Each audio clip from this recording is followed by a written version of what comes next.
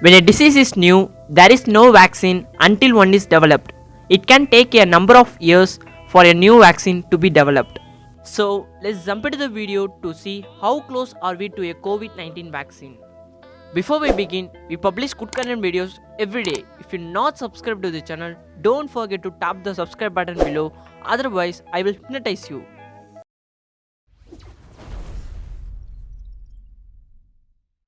Scientists around the world are working on potential treatments and vaccines for the new coronavirus diseases known as COVID 19. Several companies are working on antiviral drugs, some of which are already in use against other illnesses, to treat people who already have COVID 19. Other companies are working on vaccines that could be used as a preventive measure against the disease. With confirmed COVID 19 cases worldwide surpassing 4.3 million and continuing to grow, scientists are pushing forward with efforts to develop vaccines and treatments to slow the pandemic and lessen the disease's damage. Some of the earliest treatments will likely be drugs that are already approved for other conditions or have been tested on other viruses. People are looking into whether existing antivirals might work or whether new drugs could be developed to try to tackle the virus, said Dr. Bruce Wiley, a professor at the CUNY Graduate School of Public Health and Health Policy.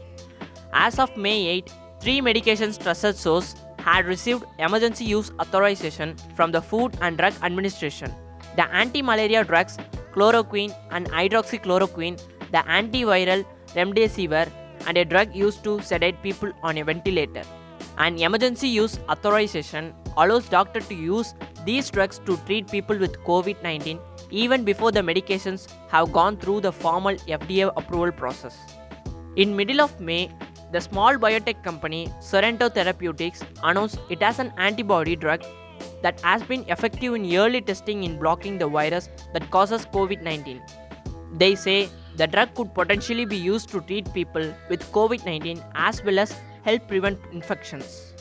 These drugs are still being tested in clinical trials to see if they are effective against COVID 19. This step is needed to make sure the medications are safe for this particular use and what the proper dosage should be. So, it could be months before treatments are available that are known to work against COVID 19. It could be even longer for a vaccine. But there are still other tools we can use to reduce the damage done by the novel coronavirus. Even though technological advances allow us to do certain things more quickly, Lee told, we still have to rely on social distancing, contact tracing, self-isolation, and other measures. Drug development is sometimes described as a pipeline, with compounds moving from early laboratory development to laboratory and animal testing to clinical trials in people. It can take a decade or more for a new compound to go from initial discovery to the marketplace. Many compounds never even make it that far. That's why many medications being eyed as potential treatments for COVID 19 are drugs that already exist. In a recent review in the British Journal of Pharmacology, scientists from the United Kingdom called for wider screening of existing drugs to see if they might work against the coronavirus.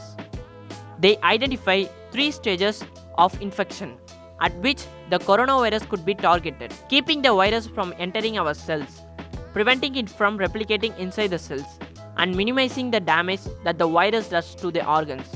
Many of the drugs being developed or tested for COVID 19 are antivirals. These would target the virus in people who already have an infection.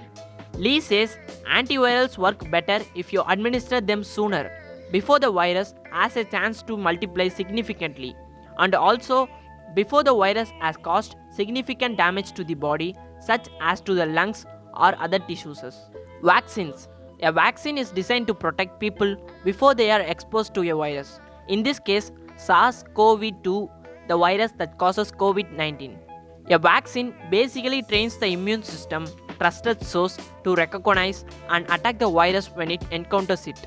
Vaccines protect both the persons who is vaccinated and the community. Viruses can't infect people who are vaccinated, which means vaccinated people can't pass the virus to others. This is known as herd immunity. Hydroxychloroquine and chloroquine. These drugs received emergency use authorization from the FDA at the end of March. At the time, manufacturer Novartis donated about 30 million doses of hydroxychloroquine and 1 million doses of chloroquine to the nation's strategic national stockpile. In late April, the FDA issued a warning trusted source against the use of both hydroxychloroquine and chloroquine outside of medical facilities. The agency stated there were serious and potential life-threatening heart rhythm problems, speeding up vaccine development. Some scientists argue that a human challenge trial could speed up the vaccine clinical trials, potentially shaving months off the timeline. In this type of trial, healthy volunteers are given a potential vaccine and then intentionally infected with the coronavirus. Usually, researchers wait for a person given a test vaccine to contract the virus naturally. Then they look at how well the person was protected by the vaccine. There are no plans for this kind of study in the United States, but more than 16,000 people in more than 100 countries have signed up to take part. A human challenge trial raises many ethical questions. One is that there is still a lot we don't know about the coronavirus, including who will get very ill or die from COVID-19. That means people can't really know the risks of participating in this study, so they wouldn't be able to give high quality informed consent. This is an essential part of modern clinical trials. Given the scope of pandemic, though some experts think this type of a trial will happen eventually. In preparation for this, the World Health Organization recently released ethical guidelines to navigate these tricky waters. Meanwhile, some clinical trials are underway in Netherlands and Australia to see whether existing vaccines for tuberculosis might also protect against SARS-CoV-2. Like drugs, potential vaccines have to pass through the same clinical trial stages trusted source. This is especially important when it comes to safety, even during a pandemic. So I think you guys enjoyed this video. Please make sure to click the like button below this video and subscribe to the channel.